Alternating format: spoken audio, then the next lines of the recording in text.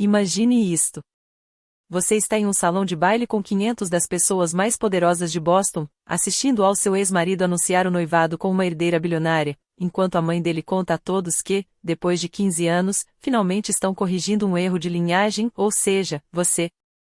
Como você se sentiria? 5 meses atrás, meu marido, Marcus Morrison, CEO de um império de 500 milhões de dólares, me entregou os papéis do divórcio com um sorriso. Sua família passou 15 anos me chamando de interesseira, apesar do meu diploma de direito de Harvard.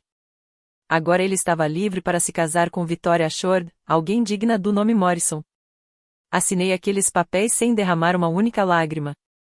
Porque enquanto Marcus comemorava com champanhe no Ritz-Carlton, eu estava me reunindo com uma enfermeira de 72 anos no Maine que detinha a chave para destruir tudo aquilo em que os Morrisons haviam construído seu orgulho. Meu nome é Delilah Dixon. Tenho 42 anos e está a história de como um simples teste de DNA transferiu um império de 500 milhões de dólares para a mulher que foi descartada como lixo há 45 anos. Se você está assistindo a este vídeo, inscreva-se no canal e me diga de onde você está assistindo. Durante 15 anos, eu existi como um fantasma na mansão Morrison. Todas as quintas-feiras à noite, a família se reunia para o jantar tradicional na propriedade de Beacon Hill, um ritual tão sagrado quanto a missa de domingo para Eleanor Morrison, minha sogra e a matriarca de pulso firme do império familiar. Lembro-me de um jantar em particular, 3 meses antes de Marcus pedir o divórcio. Eleanor estava apresentando o convidado especial da noite a todos na mesa. Esta é Victoria Ashford, filha do nosso parceiro bancário mais valioso, anunciou ela, colocando a mão carinhosamente no ombro de Victoria. MBA em Harvard, o vice-presidente mais jovem da Ashford International, e de uma linhagem tão refinada. Quando chegou a minha vez, sentada na outra ponta da mesa como sempre, a voz de Eleanor mudou. Ah, e essa é Delilah, a esposa de Marcus. A pausa antes de a esposa pairou no ar como um mau cheiro. Ela foi educada demais para mencionar isso diretamente. Victoria estava sentada à direita de Eleanor, o lugar de honra. Sentei-me entre o contador da família e o sobrinho adolescente de Marcus, que passou o jantar inteiro no celular. Quando os funcionários trouxeram os pratos, Eleanor fez questão de mencionar que o chefe da família de Victoria havia se formado na Le Cordon Bleu. Então ela olhou para mim. Delilah, querida, talvez você pudesse ajudar os funcionários a servir a sobremesa. Você é tão boa com coisas práticas. O silêncio tomou conta da sala. Marcus nem sequer desviou o olhar da conversa que tinha com Victoria sobre o Ashford Yacht Club. Eu fiquei de pé, sorri e ajudei a servir o creme brulee para pessoas que não faziam contato visual comigo. Naquela noite, enquanto dirigíamos para casa em silêncio, eu soube que algo havia mudado. Marcus parou de fingir que me defendia. Eu me tornará invisível no meu próprio casamento, um mero figurante à espera de ser substituído. O segundo sinal surgiu 2 semanas depois, na sala de reuniões da Morrison Rhodes. Passei 3 meses elaborando o acordo de fusão com o Hartley Group, um negócio no valor de 50 milhões de dólares que expandiria a atuação da Morrison para 3 novos estados. Cada cláusula, cada disposição, cada detalhe foi meticulosamente revisado e negociado. Eu trabalhava 18 horas por dia, perdi a peça de teatro da Emma na escola e cancelei meu próprio jantar de aniversário para conseguir terminar. Na manhã do anúncio, Marcus compareceu perante o conselho de administração, segurando o contrato encadernado em couro que eu havia preparado. Senhoras e senhores, disse ele, com a voz repleta de orgulho. Tenho o prazer de anunciar que, após meses de negociações, concretizamos a fusão com a Hartley. Nem uma única menção ao meu nome. Nenhum único reconhecimento pelo meu trabalho. David Morrison, irmão mais novo de Marcus e diretor financeiro da empresa, chegou a rir. Ele se inclinou para o membro do conselho ao lado dele, em voz alta o suficiente para que eu ouvisse do meu lugar no canto do fundo. Afinal, a esposa de Marcus é boa em alguma coisa. Ela sabe a hora de ficar calada. Sentei-me ali, com as mãos cruzadas no colo, observando meu marido levar o crédito pelas minhas noites em claro. Os membros do conselho o parabenizaram. Eles apertaram a mão dele. Eles elogiaram sua perspicácia nos negócios. E Marcus, ele se deleitava com tudo aquilo, sem nunca sequer olhar na minha direção. Mais tarde, em seu escritório, perguntei-lhe por que ele não mencionou minha contribuição. Ele olhou para mim como se eu fosse uma criança perguntando por que o céu era azul. Uma esposa Morrison sabe qual é o seu lugar, atrás do marido, nunca ao lado dele. Era assim que minha mãe fazia. É assim que se faz. Naquela tarde, fiz meu primeiro telefonema para um advogado especializado em divórcio. Não para apresentar queixa, mas para entender minhas opções. Algo estava para acontecer. Eu podia sentir. A situação ficou cristalina no dia em que Marcos finalmente pediu o divórcio. Estávamos em seu escritório, o mesmo cômodo onde ele havia me pedido em casamento 16 anos antes. Agora, em vez de champanhe e rosas, havia documentos legais e ameaças. Se você dificultar as coisas, disse ele, deslizando os papéis sobre sua mesa de mogno, você perderá tudo. Emma e James inclusive. Peguei os documentos e examinei os termos. Meu nome já havia sido removido de nossas contas conjuntas. A cobertura em Boston, a casa de veraneio em Martha's Vineyard, a carteira de investimentos, tudo foi transferido para Morrison Family Trusts há 2 anos. Eu vim assinando os papéis que ele colocava na minha frente, confiando no meu marido. Que tolo eu fui. As crianças precisam de estabilidade, continuou Marcos, com um tom casual como se estivesse falando do tempo. A estabilidade da Morrison não há de uma mãe trabalhadora que mal consegue se tornar sócia em um escritório de advocacia de médio porte. O escritório de advocacia Brennan & Associates acabará de conquistar a Morrison Holdings como seu maior cliente, com um faturamento anual de 3 milhões de dólares. Meu chefe, Richard Brennan, deixou claro que manter os Morrison satisfeitos era agora a principal prioridade da empresa. Assine em voz baixa, disse Marcos. Ou você nunca verá Emma e James se formarem. Minha mãe tem 3 juízes no bolso e você sabe disso. Ele tinha razão. Os eventos beneficentes de Lanier Morrison financiaram metade das campanhas judiciais em Massachusetts.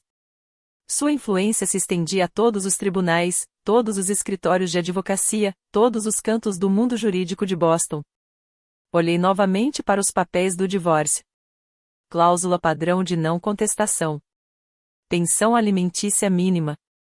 Visitas supervisionadas com meus filhos. Após 15 anos de casamento, eu estava sendo apagada como um erro de digitação em um contrato. Preciso de tempo para analisar isso com meu advogado, eu disse. Marcos sorriu. Você tem até segunda-feira. Assine ou entrarei com um processo por abandono. A escolha é sua. A pressão vinha de todas as direções.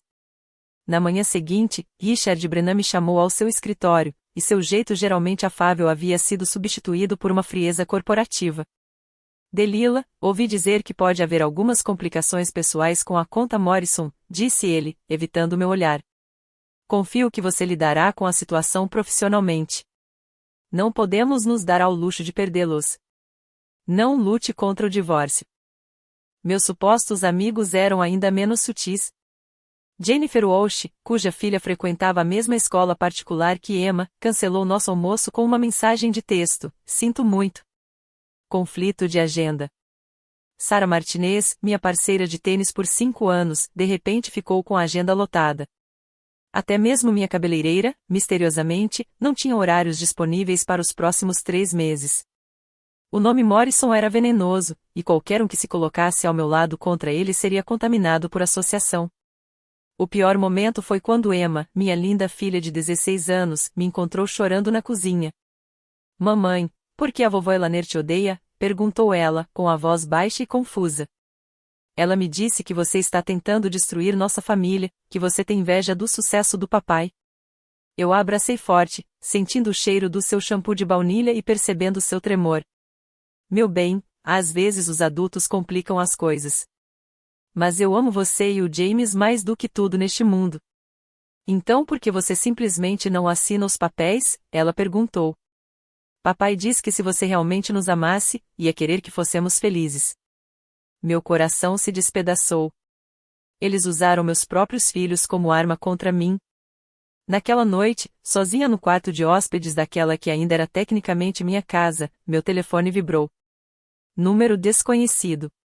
Código de área 207 Maine. Quase não atendi, mas algo, chame de instinto ou desespero, me fez atender. Senhora Dixon, meu nome é Margarete Reis. Eu era a enfermeira do seu sogro. Há algo que William queria que a senhora soubesse. Na manhã de sábado, Marcos me encurralou na cozinha enquanto as crianças estavam na aula de natação. Assine hoje mesmo. Preciso de tempo para analisar. Não há nada para analisar. Coloquei minha xícara de café sobre a mesa, mantendo a voz firme. Até mesmo a Morrison Holdings revisa os contratos antes de assiná-los. Seu maxilar se contraiu. Você não é a Morrison Holdings. Não, eu disse. Eu nunca fui. Ele bateu com a mão no balcão de mármore, fazendo-me estremecer. Pare de brincar, Dalila. Não estou jogando nada. Estou seguindo o protocolo legal padrão. Padrão? Ele riu, com uma risada ácida e amarga. Você acha que está em posição de exigir que algo seja padrão? Acho que tenho o direito de ler o que estou assinando. Intitulado?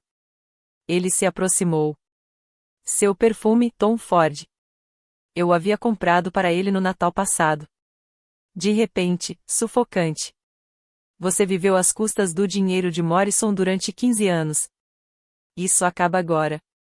Dinheiro da Morrison que eu ajudei a ganhar. Aquela fusão com a Hartley. Meu trabalho. Seu trabalho? O rosto dele ficou vermelho. Você fez o que qualquer assistente jurídico poderia fazer.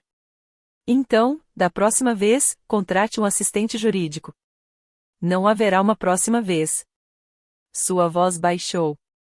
Perigoso. Assine os papéis ou eu garanto que você nunca mais exercerá a advocacia em Boston.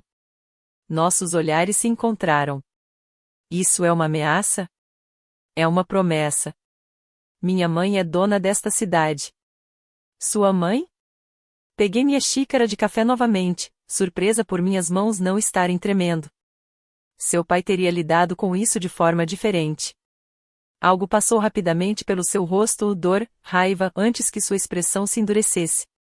Meu pai morreu, e ele sempre dizia que você não era realmente um de nós.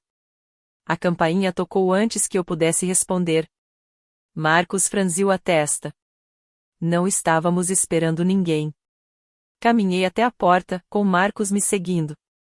Pelo olho mágico, vi um entregador da FedEx. O pacote estava endereçado a mim, vindo do Maine. Na tarde de segunda-feira, Marcos me deu um ultimato: assinar até às 17 horas ou enfrentar seus advogados. Às 14 horas, eu estava sentado na sala de conferências da Brennan Associates, com os papéis do divórcio espalhados à minha frente, quando ela entrou. Victoria Shore, terno Chanel, sapatos Louis Vuitton e um anel de noivado de diamantes que refletia a luz como um pequeno sol. Pelo menos 3 quilates. Eu queria conhecer a mulher que está impedindo o progresso de Marcos, disse ela, sentando-se na cadeira à minha frente sem ser convidada. Acho que você está na sala errada, eu disse, mantendo a voz profissional. Esta é uma reunião privada. Ah, eu sei exatamente onde estou. Ela sorriu, com as facetas perfeitas brilhando. Marcos me pediu para dar uma passada aqui. Certifique-se de estar sendo razoável. Que gesto atencioso da parte dele. Ela se inclinou para a frente, e seu perfume, algo francês e caro, preencheu o espaço entre nós. Sabe, na verdade, sinto pena de você. Deve ser exaustivo fingir pertencer a um mundo que nunca foi seu. Qual é o propósito desta visita? A questão é que Marcos e eu vamos nos casar na Catedral de São Patrício na próxima primavera. O governador oficiará a cerimônia. As famílias Ashford e Morrison finalmente se unirão. Ela examinou sua manicure. Era o que deveria ter acontecido há 15 anos antes da pequena rebelião de Marcos. A rebelião dele? Casar com alguém de posição inferior à dele. Nossos olhares se encontraram, frios e calculistas. Mas não se preocupe, enviaremos um convite. Entrada para funcionários, claro. Eu fiquei de pé, juntando os papéis. Acho que terminamos por aqui. Assine os papéis, Dalila. Pegue o dinheiro e desapareça. É mais do que alguém como você merece. Ao sair, seu salto prendeu no tapete. Ela tropeçou levemente, mas o suficiente para quebrar aquela compostura impecável. Cuidado, eu disse.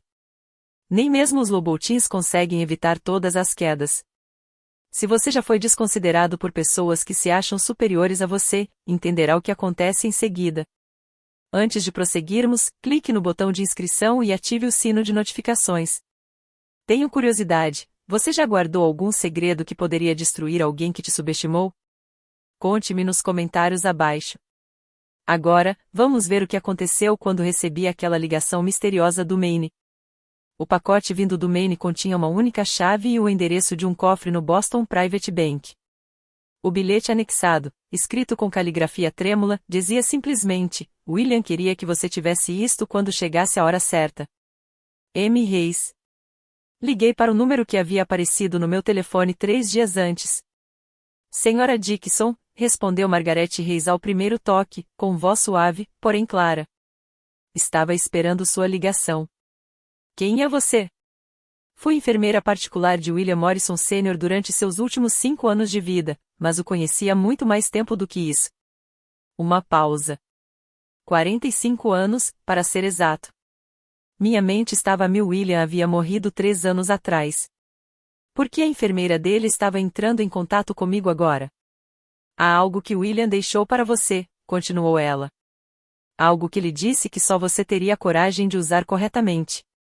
Ele me fez prometer que eu esperaria exatamente 3 anos após a morte dele e então lhe enviaria. Por que eu? Por que não Marcus ou Elaner?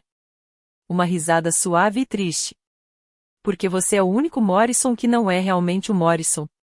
William disse que isso faria toda a diferença. Eu não entendo. O cofre contém uma carta. Essa carta explicará tudo. Mas, Senhora Dickinson, uma vez que a senhora abra esse cofre, não haverá volta. William garantiu isso. O que você quer dizer? Quero dizer, essa carta está em posse de Jonathan Whitman, da Whitman & Associates, há 20 anos. Ela foi autenticada, testemunhada e selada pelo Tribunal do Condado de Suffolk. Tudo o que está lá dentro tem validade legal. Minhas mãos tremeram levemente. Por que você está me dizendo isso? Porque William disse que você seria o único Morrison que faria a coisa certa, mesmo que isso lhe custasse tudo. A linha ficou em silêncio por um instante. O banco fecha às 5, disse Margaret. O mesmo prazo dos seus papéis de divórcio. Que coincidência interessante, não é? Às 15h47, eu estava no cofre do Boston Private Bank. O cofre se abriu diante de mim. Dentro havia 3 itens. Um envelope lacrado com a inscrição Última Vontade e Testamento, William Morrison, Sr., suplementar. Um diário de couro. E uma pasta de papel pardo contendo o que pareciam ser registros médicos.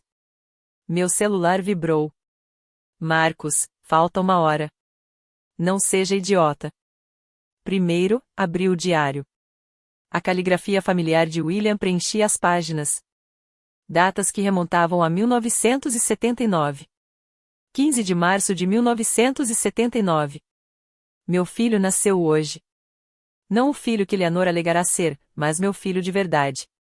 Margaret concordou com o que precisa ser feito. Que Deus me perdoe. Prendi a respiração. Dei um salto mortal para frente.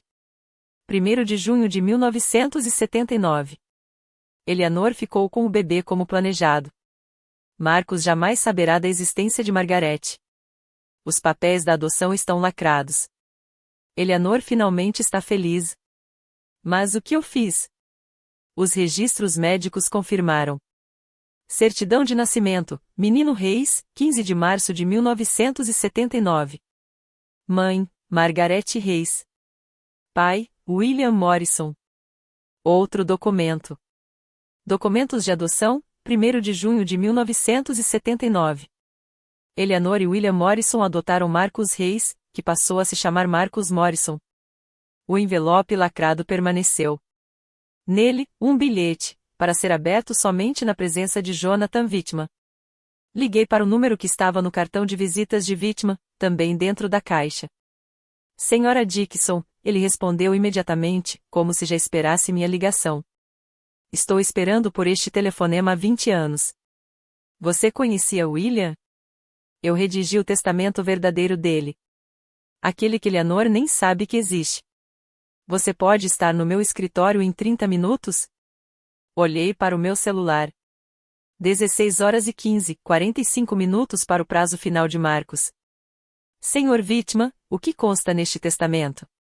A verdade, Sra. Dixon. E a verdade sempre encontra um jeito de vir à tona. Sempre. O escritório de Jonathan Whitman ocupava o último andar de um prédio com vista para o porto de Boston. O próprio homem era exatamente o que se esperaria de alguém que guardara um segredo por 20 anos, cabelos grisalhos, olhar penetrante e totalmente indiferente ao nome Morrison. William veio até mim em 2001, disse ele, rompendo o lacre do envelope com precisão prática. Ele sabia que estava morrendo, câncer de pâncreas. Talvez lhe restassem 3 anos de vida e uma vida inteira de arrependimento. Observei enquanto ele desdobrava os documentos. Por que ele simplesmente não disse a verdade naquela época? Eleanor. A essa altura, ela controlava tudo. Se soubesse sobre Margarete, sobre a verdadeira origem de Marcos, teria destruído os dois. William foi um covarde em vida, mas tentou ser corajoso na morte. O testamento era abrangente, testemunhado por 3 pessoas diferentes, autenticado pelo Estado, registrado em cartório e mantido em sigilo no tribunal, inabalável. Após a dissolução do casamento de Marcus Morrison, Leo Whitman, 60% das ações da Morrison Holdings serão transferidas para a mãe biológica de Marcus, Margarete Reis, ou para seu representante designado. Eu o encarei. Dissolução do casamento. Ele sabia que Marcus iria se divorciar de mim. William conhecia seu filho, conhecia a influência de Eleanor. Ele disse que Marcus acabaria repetindo os erros do pai, escolhendo o status em vez da essência. Quando isso acontecesse, ele queria alguém forte o suficiente para corrigir as coisas. Mas por que Margarete? Por que agora? Whitman tirou um DVD do bolso. William gravou isso um mês antes de morrer. Ele queria ter certeza de que não havia dúvidas sobre suas intenções. Na tela, William Morrison Sr., magro devido ao câncer, mas com um olhar lúcido, falava diretamente para a câmera. Eu, William Morrison Sr., estando em pleno gozo das minhas faculdades mentais, confirmo que Marcus Morrison é filho biológico de Margarete Reis, nascido em 15 de março de 1979. A adoção foi arranjada para proteger meu casamento e a Morrison Holdings. Meu maior arrependimento. Minha maior vergonha. 3 dias após a finalização do divórcio, a Morrison Holdings realizou sua assembleia trimestral de acionistas. 200 das pessoas mais influentes de Boston se reuniram no salão de conferências da Morrison Towers. Eu não tinha convite, mas fui mesmo assim. A segurança me parou na entrada. Sinto muito, Sra. Dixon. A senhora não está na lista.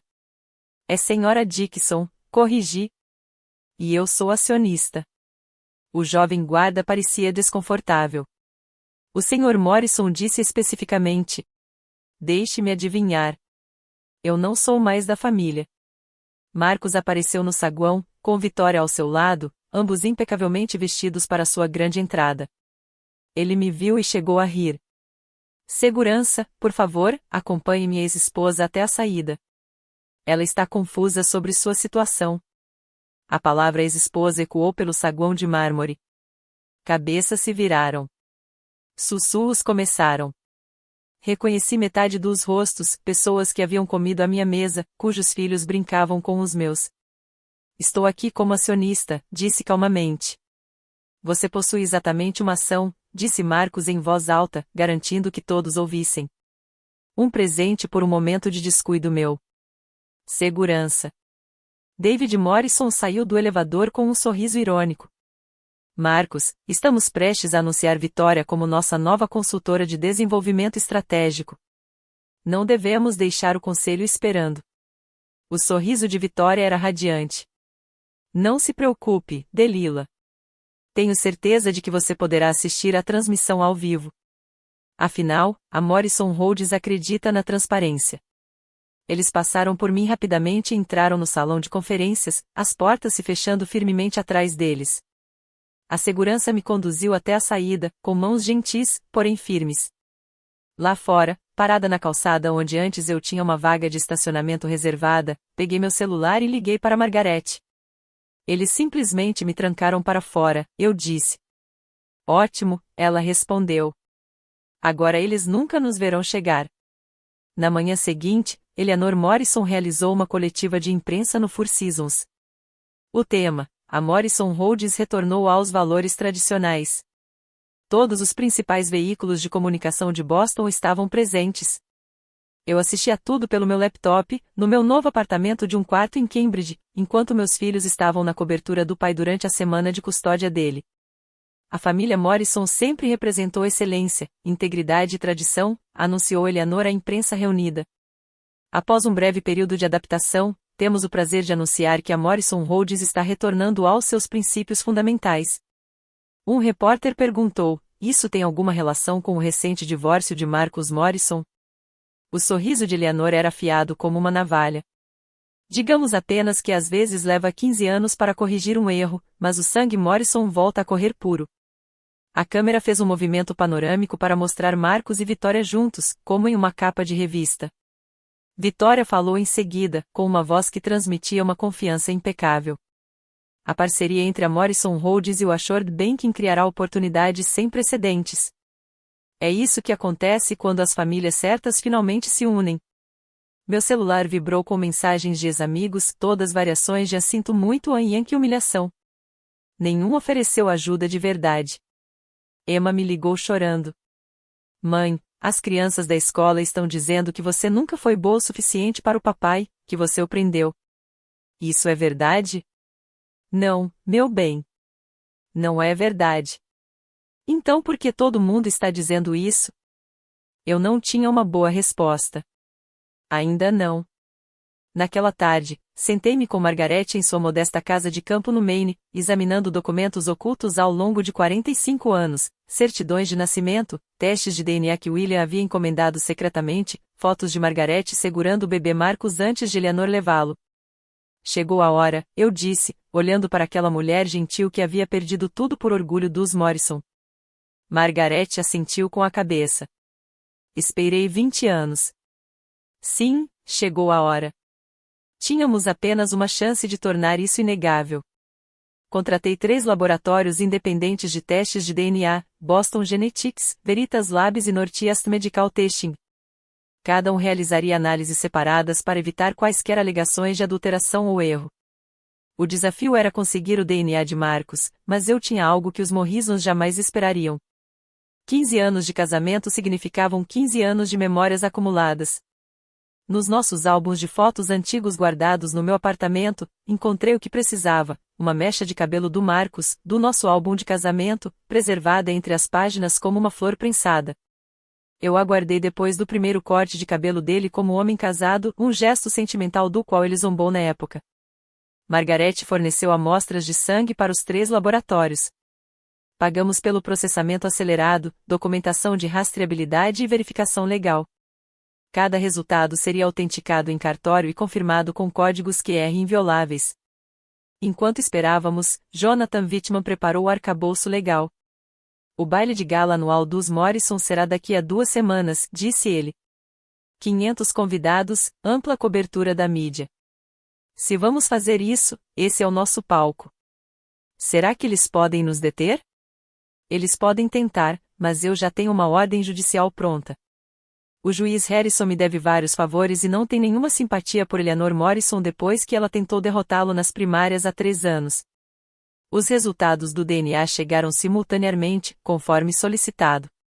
Os 3 laboratórios confirmaram o mesmo resultado, 99,97% de probabilidade de parentesco materno entre Margaret Reis e Marcus Morrison.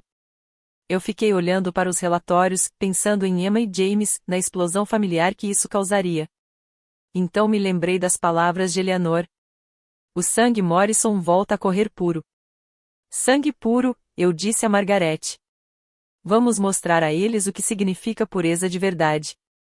Margaret apertou minha mão. Eu não quero o dinheiro deles, Delilah. Eu só quero que meu filho saiba a verdade. O baile anual da Morrison estava prestes a se tornar o mais memorável da história da empresa. O baile de gala no Four Seasons Boston foi o evento social do ano. 15 de novembro, 19 horas em ponto. 500 convidados, incluindo senadores, juízes, CEOs de empresas da Fortune 500 e todos os principais veículos de comunicação da Nova Inglaterra. O tema: Legado de Excelência. Cheguei às 7h45, depois que Marcos já havia começado seu discurso.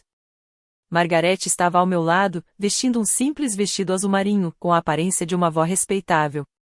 Jonathan Whitman estava do outro lado dela, com a pasta na mão. A segurança agiu imediatamente para nos interceptar na entrada do salão de baile. Desculpe, seu nome não está na lista de convidados, disse o chefe de segurança, embora seus olhos demonstrassem que ele me reconheceu. Whitman deu um passo à frente, apresentando um documento. Ordem judicial do juiz Harrison. A senhora Reis tem assuntos legais com o conselho de Morrison que devem ser tratados esta noite. O chefe de segurança leu o documento, empalidecendo com o rosto. Falou em seu fone de ouvido e deu um passo para o lado. Por favor, prossiga. O salão de baile era espetacular, lustres de cristal, tudo com detalhes em ouro. Um palco onde Marcos estava no pódio, Vitória ao seu lado em um vestido carmesim que provavelmente custava mais do que o carro da maioria das pessoas. E assim, esta noite, dizia Marcos, celebramos não apenas o sucesso da Morrison Holdings, mas também a linhagem que o tornou possível. O legado Morrison não se resume a dinheiro ou poder. Trata-se de tradição. Trata-se de manter os padrões que nos diferenciam dos demais. Eleanor sentou-se à mesa principal, acenando com a cabeça em sinal de aprovação. A plateia, a elite de Boston, aplaudiu educadamente. Caminhamos pelo corredor central. Cabeças se viraram. Sussurros percorreram a multidão como o vento entre o trigo. Alguém engasgou. Celulares apareceram, gravando. Marcos me viu primeiro. Sua fala parou abruptamente. Então ele viu Margarete, e algo passou rapidamente por seu rosto, confusão, reconhecimento. Segurança, gritou ele. Mas Whitman já estava impedindo o cumprimento da ordem judicial. Senhor Morrison, temos obrigações legais relacionadas ao espólio de William Morrison Sr. Os sussurros se transformaram em murmúrios. Eleanor permaneceu de pé, com o rosto gélido como mármore. Este é um evento privado. Você sairá imediatamente. Na verdade, eu disse, com a minha voz ecoar pelo microfone sem fios que tinha prendido. Este é o local perfeito. Afinal, estamos a celebrar a linhagem Morrison. O público deve saber exatamente de quem é o sangue que corre nestas veias. Subi ao palco, meus saltos tilintando contra o piso polido. As telas atrás de Marcos, que exibiam as cotações das ações da Morrison Holdings, mudaram repentinamente. Os resultados do teste de DNA apareceram, ampliados para que todos os 500 convidados pudessem ver. Antes de brindar ao sangue Morrison, eu disse, tirando o microfone da mão congelada de Marcos, você deveria saber de quem é esse sangue de verdade. O salão de baile ficou em silêncio. Podia-se ouvir o gelo assentar nos baldes de champanhe. Senhoras e senhores, permitam-me apresentar Margarete Reis. Fiz um gesto indicando onde Margarete estava, com uma postura digna, apesar das centenas de olhares voltados para ela. Em 15 de março de 1979, ela deu à luz um filho. Esse filho está diante de vocês agora como Marcos Morrison. A voz de Eleanor cortou o silêncio como uma lâmina. Isso é calúnia. Segurança. Removam-nos imediatamente. 3 laboratórios independentes, continuei, apontando para as telas. Boston Genetics, Veritus Labs, Northeast Medical Testing, todos confirmaram com 99,97% de certeza. Marcos Morrison é filho biológico de Margarete Reis e William Morrison Sr. As telas mudaram novamente, mostrando a certidão de nascimento. Menino Reis, 15 de março de 1979. Mãe, Margarete Reis. Pai, William Morrison, Sr. Marcos encarava as telas, o rosto empalidecendo. Isso é impossível.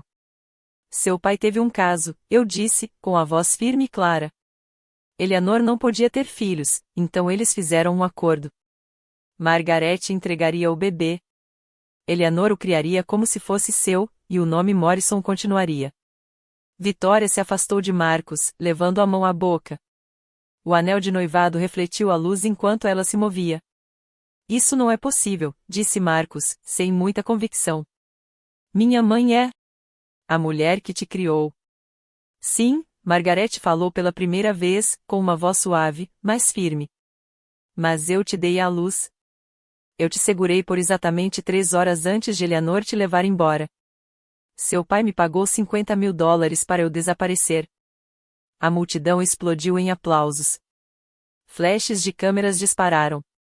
Repórteres avançaram. Alguém gritou: "Isso é real?"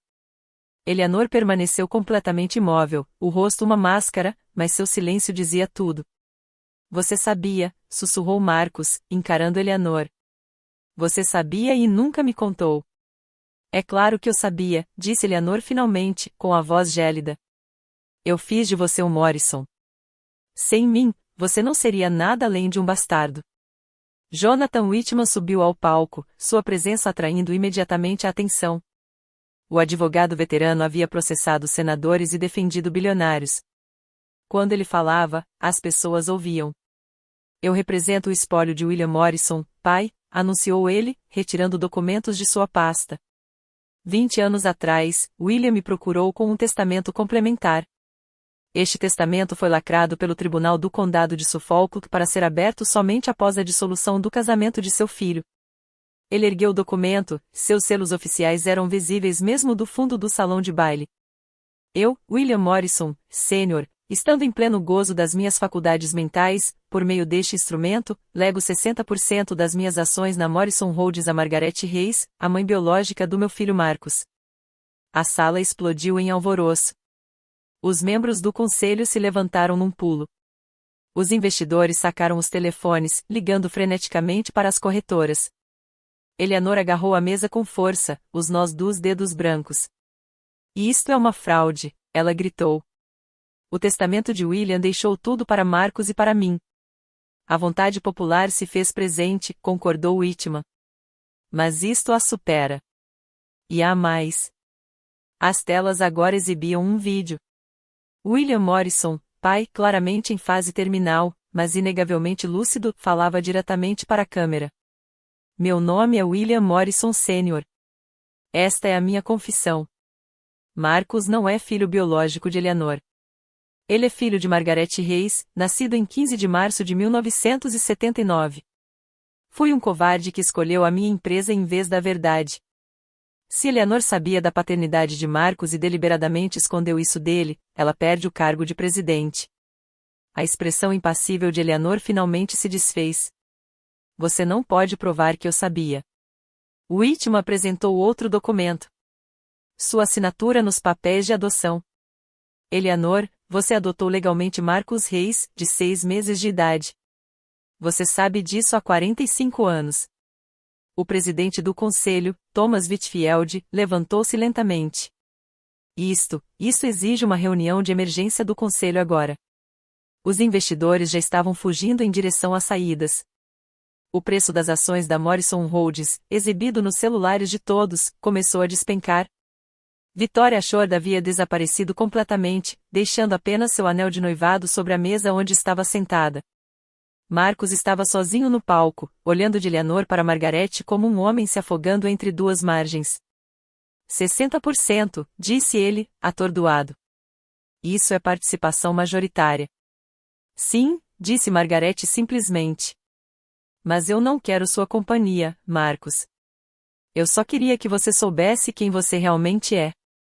A reunião de emergência do conselho foi convocada ali mesmo, na sala de conferências adjacente ao salão de baile. Metade dos convidados do evento se aglomerava contra as portas de vidro, assistindo à implosão da família mais poderosa de Boston em tempo real. Thomas Whitfield não perdeu tempo. As provas de DNA são conclusivas. O testamento tem validade legal. Eleanor, você contesta que sabia que Marcus era adotado? O silêncio de Eleanor prolongou-se por 10 segundos. 20. Seu advogado sussurrou algo urgente em seu ouvido. Não discuto isso, disse ela finalmente. Então, de acordo com os termos do testamento complementar, você perde seu cargo de presidente, com efeito imediato. Isto é um golpe. Eleanor se levantou, sua compostura finalmente se desfazendo. Aquela mulher não é ninguém, uma enfermeira qualquer que seduziu meu marido. Aquela mulher, disse Whitfield friamente, agora é dona de 60% desta empresa. Entretanto, Victoria Shore já estava no saguão conversando com os repórteres. Fui enganada, disse ela, com lágrimas nos olhos no momento certo. A família Morrison se apresentou como algo que não é. O noivado obviamente acabou. Ela tirou o anel de 3 quilates e o entregou a um garçom. Por favor, devolva-o ao Sr. Morrison ou Sr. Reis, seja qual for o nome dele. De volta à sala de conferências, Marcus finalmente encontrou sua voz. Preciso falar com ele. Fez uma pausa, olhando para Margaret. Com ela a sós. Mas Margaret balançou a cabeça. Ainda não. Você precisa de tempo para processar isso. Nós dois precisamos. O conselho votou. Eleanor foi destituída da presidência. Marcus será temporariamente suspenso do cargo de CEO, enquanto se aguarda uma investigação completa sobre o que ele sabia e quando. David Morrison, que até então permanecerá em silêncio, viu amargamente. Durante 15 anos, tratamos Delilah como lixo porque ela não era pura o suficiente. No fim das contas, o único Morrison puro era o velho, e ele também era um mentiroso. Às 22 horas, as ações da Morrison Holdings haviam caído 18% no pregão estendido. Marcus encurralou Margaret no corredor do hotel, com o rosto expressando uma mistura de desespero e fúria. Permaneci por perto, pronto para intervir. Você está mentindo, disse ele, com a voz embargada. Isso é um plano que Delilah arquitetou para se vingar. Margaret enfiou a mão na bolsa e tirou um pequeno álbum de fotos. Suas mãos tremeram enquanto o abria. Essas fotos são das 3 horas em que te segurei antes da chegada de Eleanor. As fotos estavam desbotadas, mas nítidas, uma jovem Margaret em uma cama de hospital segurando um recém-nascido.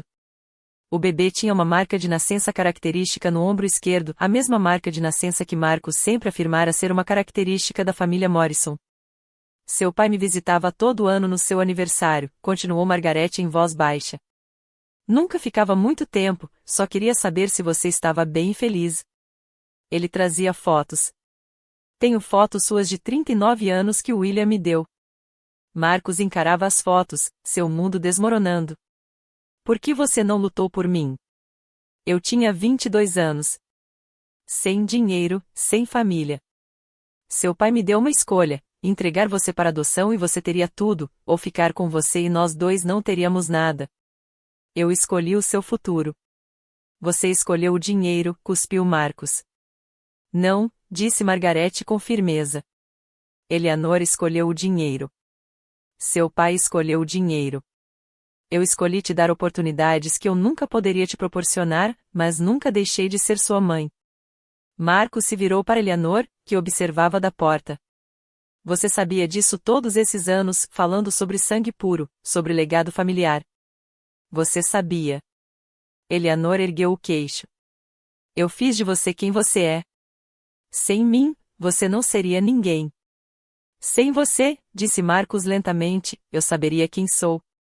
Ele se afastou das duas mulheres, passou por mim sem me lançar um olhar, e saiu para a noite de Boston, o herdeiro do Império Morrison descobrindo que não herdava nada além de mentiras. A reunião de emergência do conselho foi retomada à meia-noite.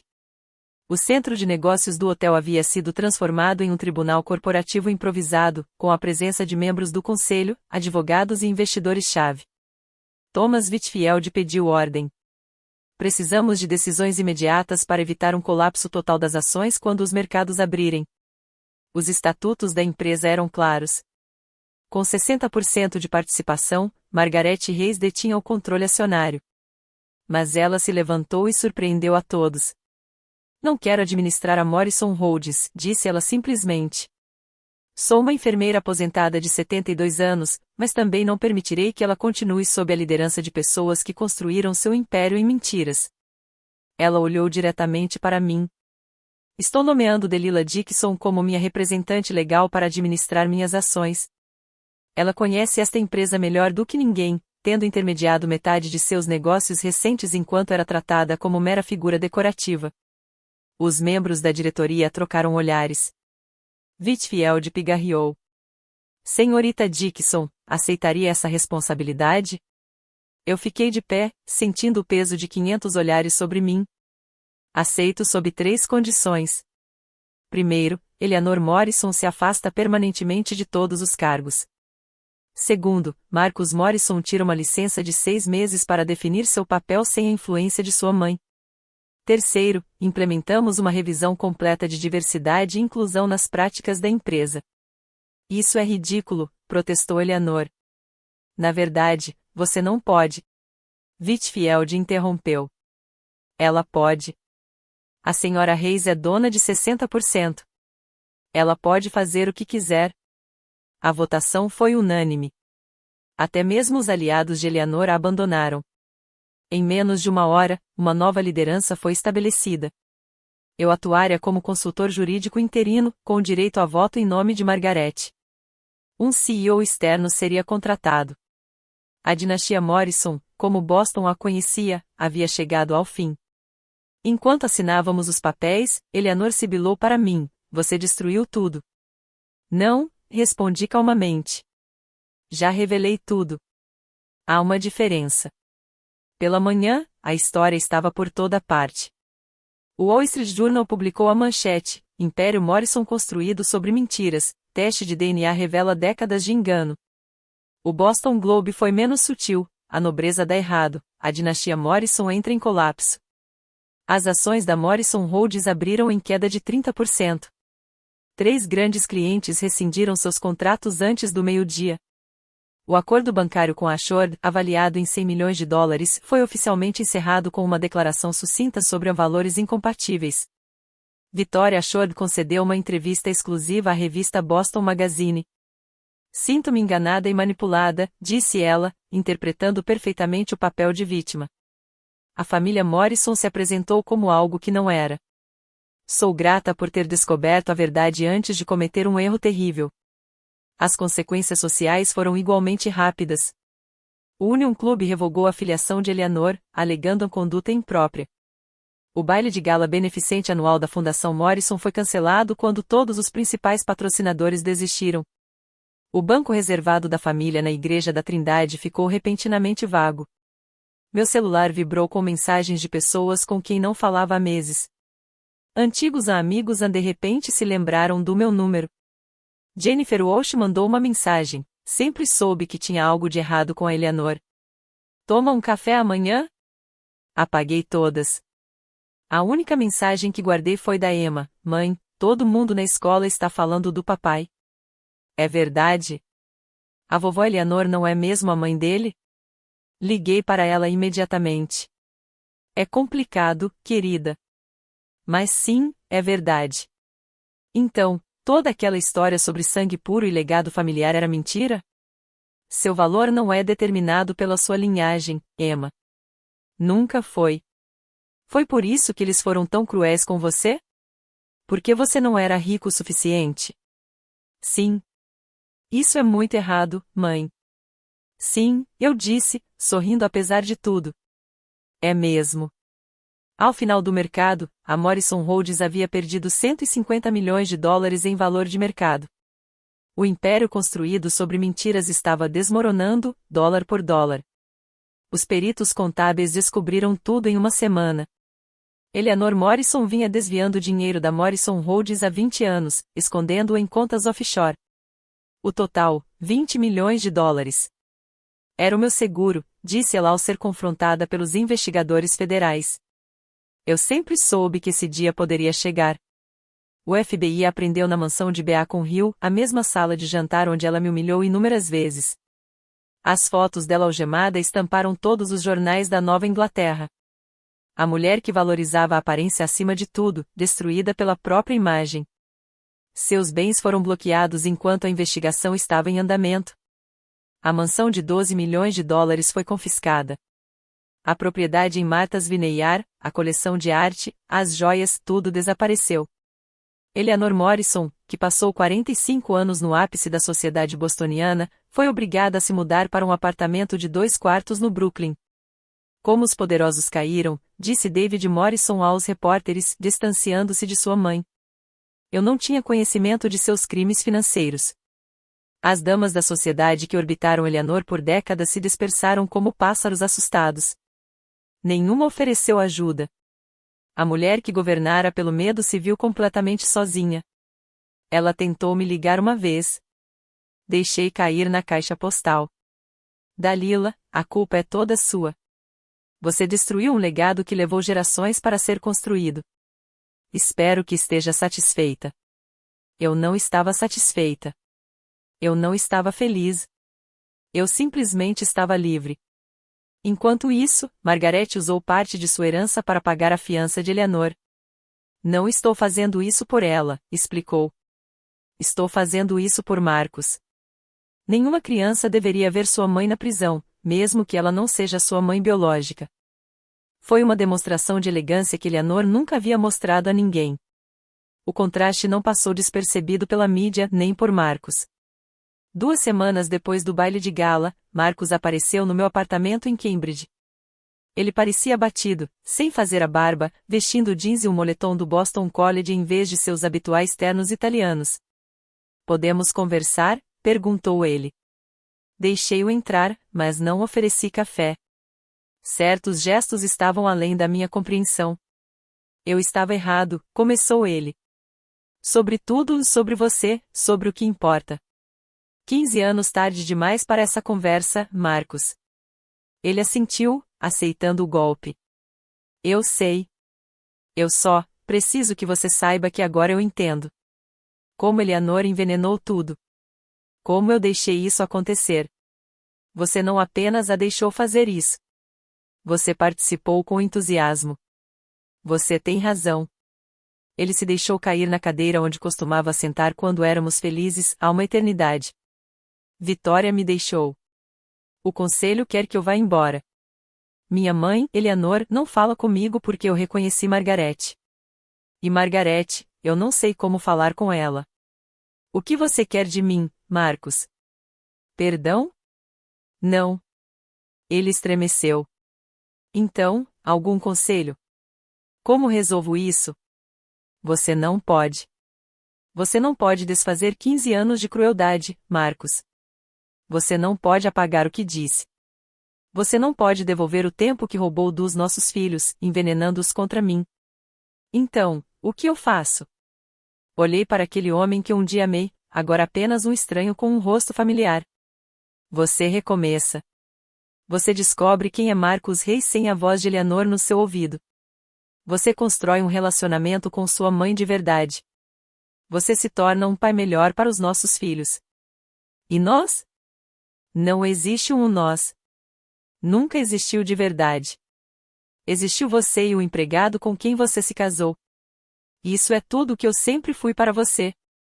Ele foi embora sem discutir. Pela primeira vez, não tinha como refutar a verdade.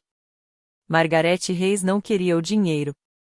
Ela aceitou 10 milhões de dólares, o suficiente para viver confortavelmente, e destinou o restante a uma fundação para estudantes de enfermagem de famílias da classe trabalhadora.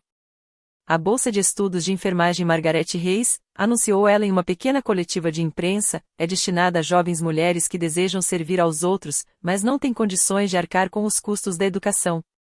Ela manteve sua casa de campo no Maine, mas comprou um pequeno apartamento em Boston para ficar mais perto de Marcus.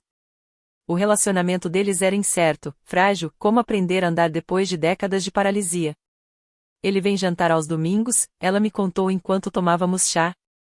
Não falamos sobre Eleanor. Falamos sobre a infância dele, as coisas que ele amava antes que ela o ensinasse a odiar. Ele está se lembrando de quem era antes de aprender a ser cruel.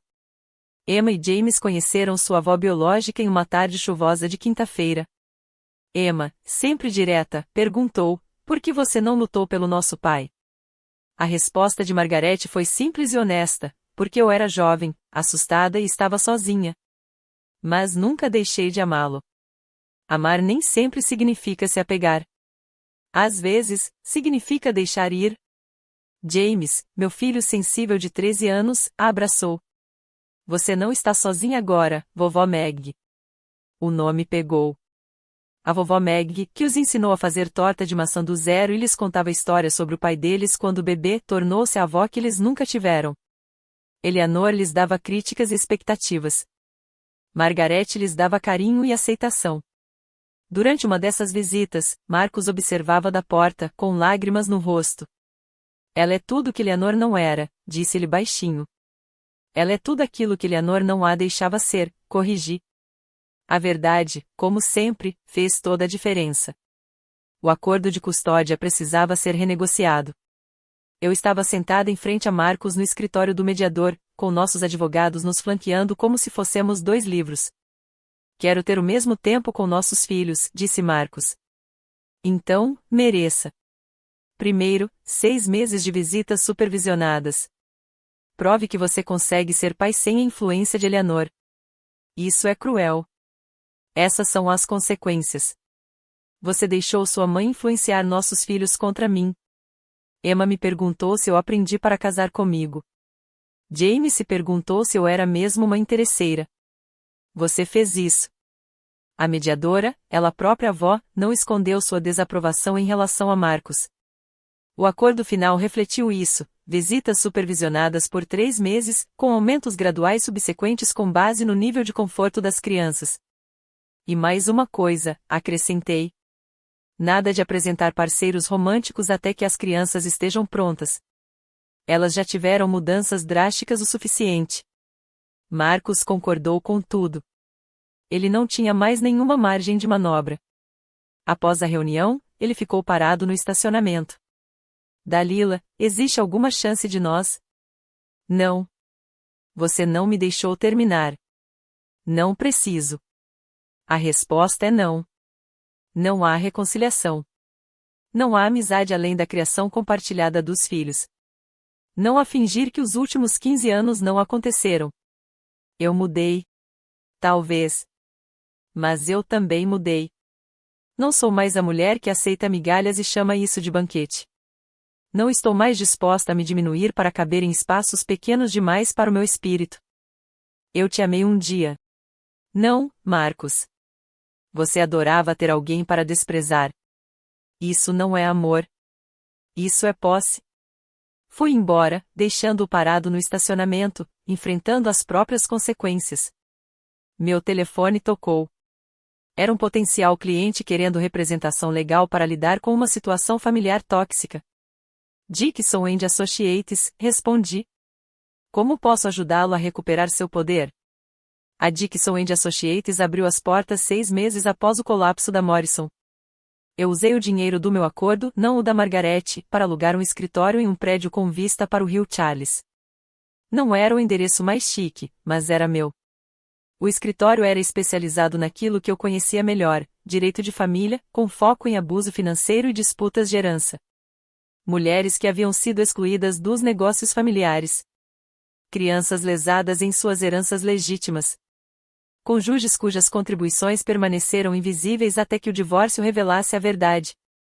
Minha primeira cliente foi uma médica cujo marido tinha o consultório alegado ser propriedade do casal, apesar de ela o ter construído antes do casamento. Ganhamos. O segundo caso foi o de um filho que descobriu que sua madrasta havia manipulado seu pai, em seu leito de morte, para que ele alterasse seu testamento. Conseguimos reverter a decisão. A notícia se espalhou. A mulher que derrubou os Morrisons tornou-se a advogada de referência em Boston para os marginalizados e subestimados. Mãe, você é meio famosa, disse Emma, mostrando-me um perfil na revista Boston Magazine intitulado A Advogada que Destruiu uma Dinastia e Construiu a Sua Própria. Não destruído, corrigi. Revelado. Há uma diferença. Ao final do ano, a Dickinson & Associates tinha 50 clientes e 10 funcionários. O faturamento atingiu 3 milhões de dólares. Contratei 2 sócias juniores, ambas mulheres que haviam sido preteridas em escritórios de advocacia renomados por não se encaixarem no perfil. Marcos me enviou uma mensagem de parabéns quando a matéria na revista foi publicada. Eu não respondi. Eleanor tentou me processar por difamação. O caso foi arquivado com resolução de mérito, o juiz observou que a verdade é uma defesa absoluta. Certa noite, James me perguntou, mãe, você está feliz agora? Pensei nisso. Estou livre, querida. Ser livre é melhor do que ser feliz.